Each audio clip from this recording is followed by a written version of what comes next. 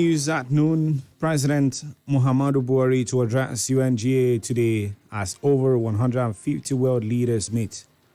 Akwa Ibom State Governor Udom Emmanuel leads Delta State Governor Ifeanyi Okowa to inaugurate 8.4 kilometer flood control project at IBB Avenue, Uyo. Akwa Ibom State House of Assembly declares seats of Eket and Ikono State constituencies vacant, following the defection of two members to another political party. On the foreign scene, President Vladimir Putin orders partial mobilization in Russia. In sports, UEFA Football Federation bans Russia from Euro 2024. Details coming up shortly.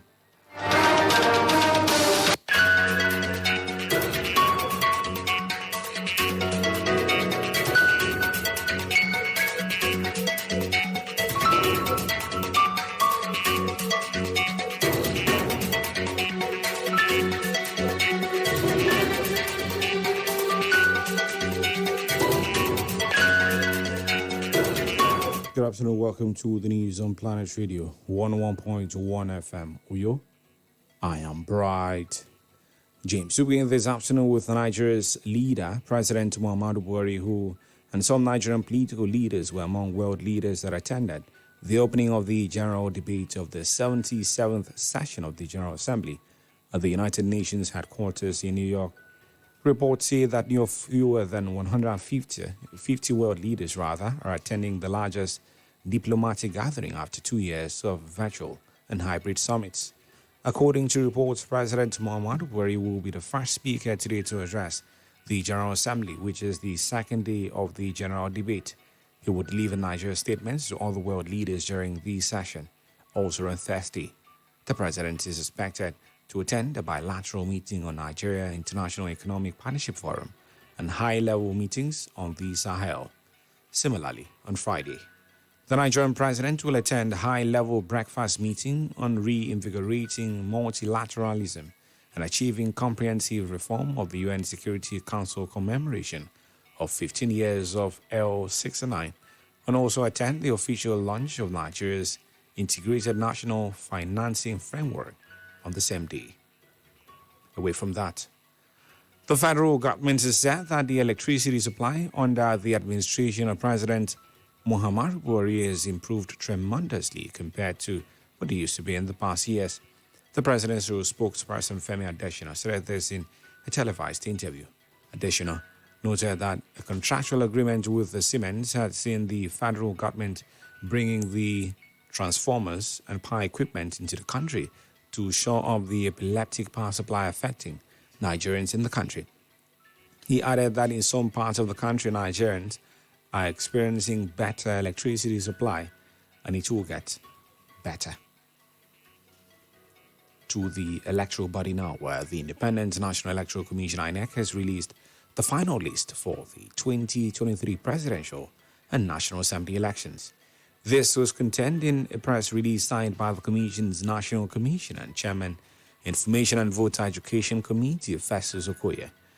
The publication of the list, which followed the political parties' conduct of primaries and completion of the nomination exercise, was pursuant to Section 32, Sub 1 of the Electoral Act 2022, and Item 8 of the Timetable and Schedule of Activities for the 2023 general election. According to the Commission, 18 political parties field presidential candidates in the running mate, while for legislative elections, 1,101 candidates are vying for 109 senatorial seats and 3,122 candidates for federal constituencies.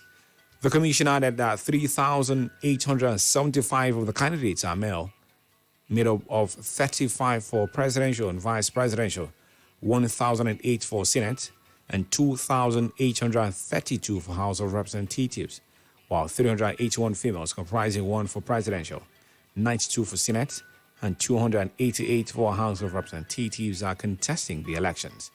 INEC also noted that there are 11 persons with disability in the race. In Lagos State, the State Police Command has warned aggrieved varsity students protesting the 7-month industrial action by the Academic Staff Union of universities to desist from any plan to block the third mainland bridge in Nigeria's economic capital. The spokesman for the police command in the state, Benjamin Hundeyin, told newsmen that those students or any group have the right to protest. They also have no right to restrict others' movement. Benjamin also said police officers have been stationed at the end of the bridge, which spans over 11.8 kilometers to prevent any form of blockage.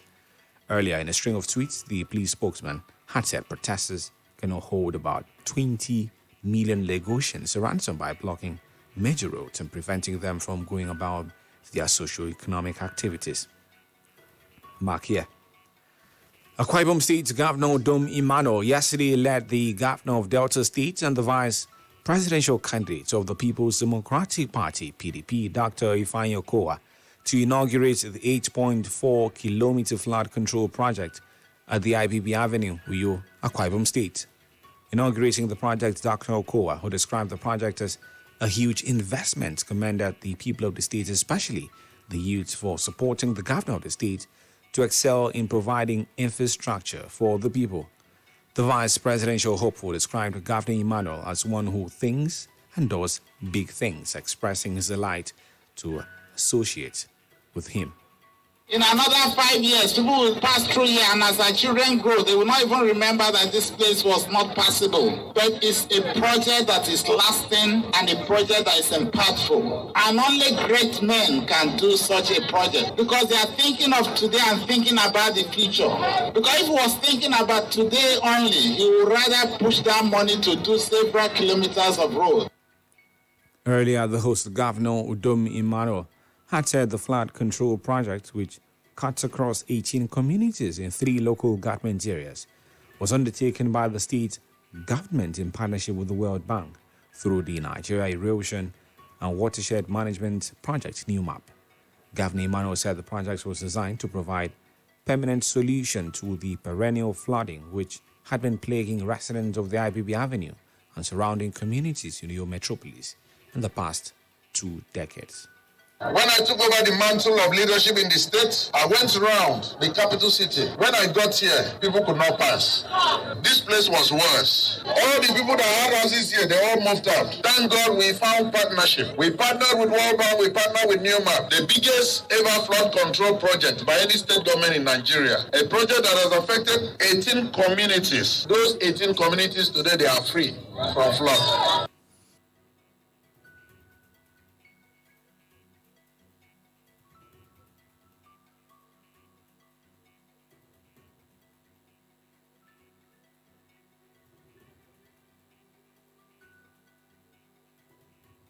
Inyere gaba amito Akwa Ibom State. Abasana onam governor nyeti governor.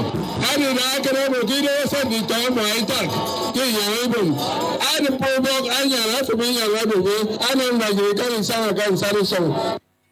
Government House correspondent Jane Owa reports that earlier in his speech, the National Project Coordinator of NEWMAP, Dr. Saliu Dahiru, had commended the Udom Emmanuel-led government of Akwa Ibom State for being outstandingly committed to the development of the state. He said the IBB project was the largest undertaken by NEWMAP across the nation and that Akwa Ibom emerged the best in counterpart funding and other NEWMAP indices across the country.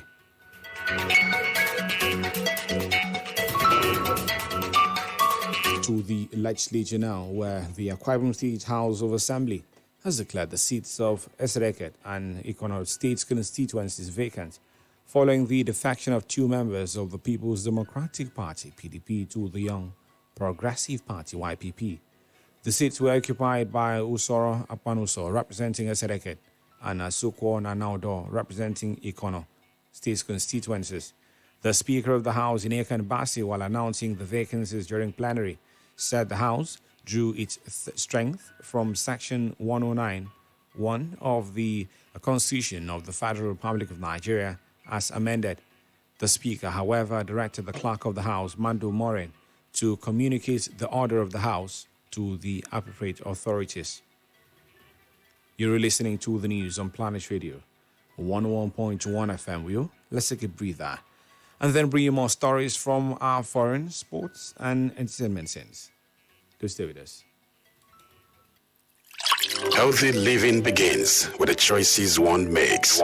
Choosing to live healthy is the first step to healthy living. Join us Sundays 1:30 to 2 p.m. for Healthway, awareness for healthy choices.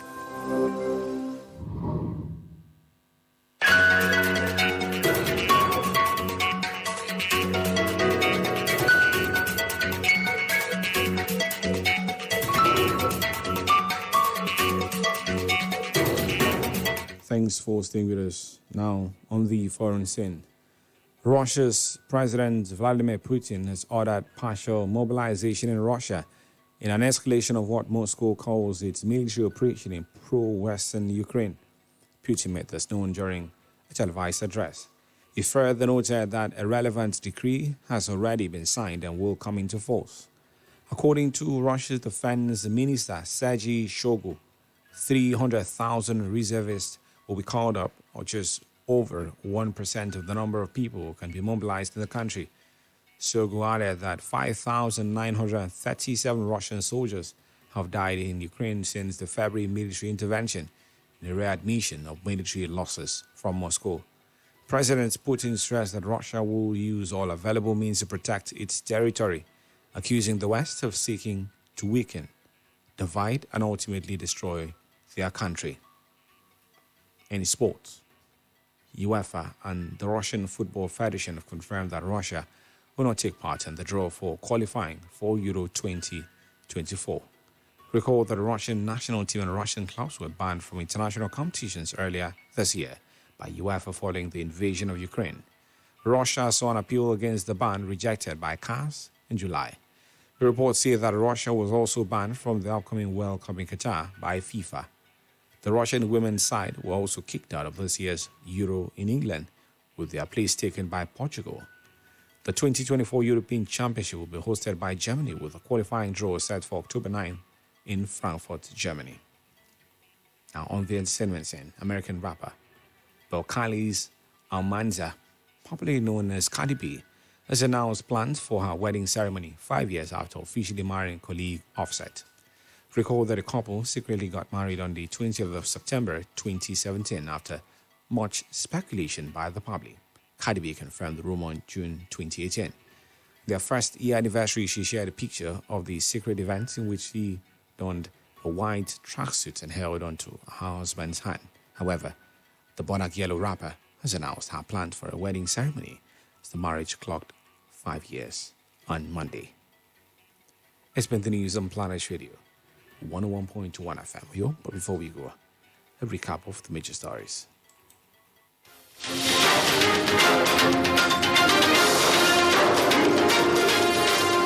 In the news, we told you President Muhammadu Buhari will be the first speaker today to address the United Nations General Assembly, which is the second day of the general debate.